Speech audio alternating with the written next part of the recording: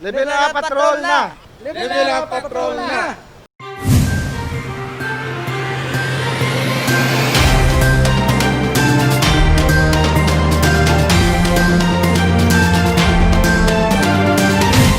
Mga empleyado sa Iloilo City Hall ang ginpaidalom sa RT-PCR test.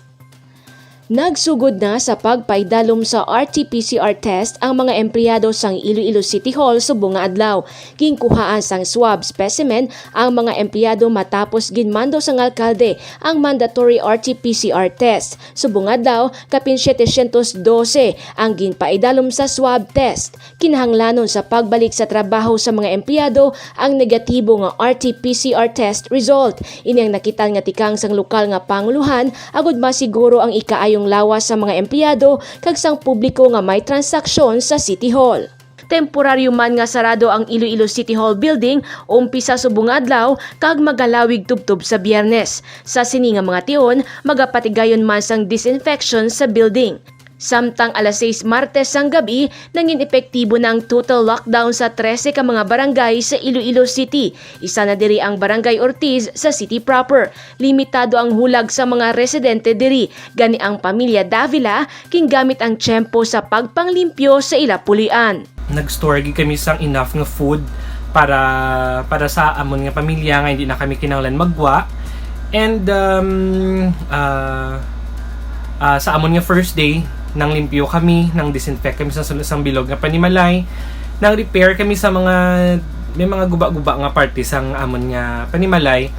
And mabal ko man nga productive man sa gihapon ang amon nga adlaw maskin ari lang kami sa sulod sang amon nga mga panimalay.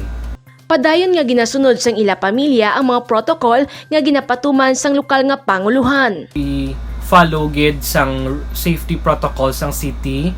Mag-stay at home gid, hindi magwa sa panimalay, kag avoid ang contact sa iban nga tao, especially dira sa sagwa. And kami man diri sa balay, nagaluto kami sa mga utan, kag mga healthy foods para kami may resistensya kag bato sa masakit.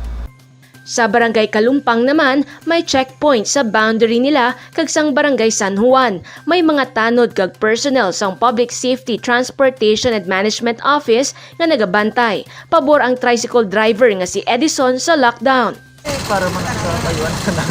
Sa kuya, okay na nga, wala problema sa Luyag sang alkalde nga mapasangkad ang contact tracing, mass testing kag pag-isolate sa mga magpositibo sa COVID-19. Ganigin lockdown ang mga barangay nga may masobra 3 ka mga confirmed cases sang COVID-19. 5 ka adlaw nga ginapaidalom sa total lockdown ng 13 ka mga barangay sa syudad sang Iloilo. Samtang padayon naman ang pagpanghatag sa mga relief packs sa mga apektado nga barangay.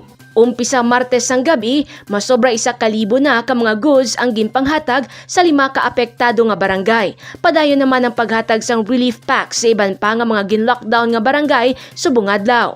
Wala sang ginapahanugutan nga makagwa sa mga naka-lockdown nga barangay maluwas sa mga essential health personnel kasubong sang doctor, nurse, medtech kag mga nagatrabaho sa ospital o kon health facilities.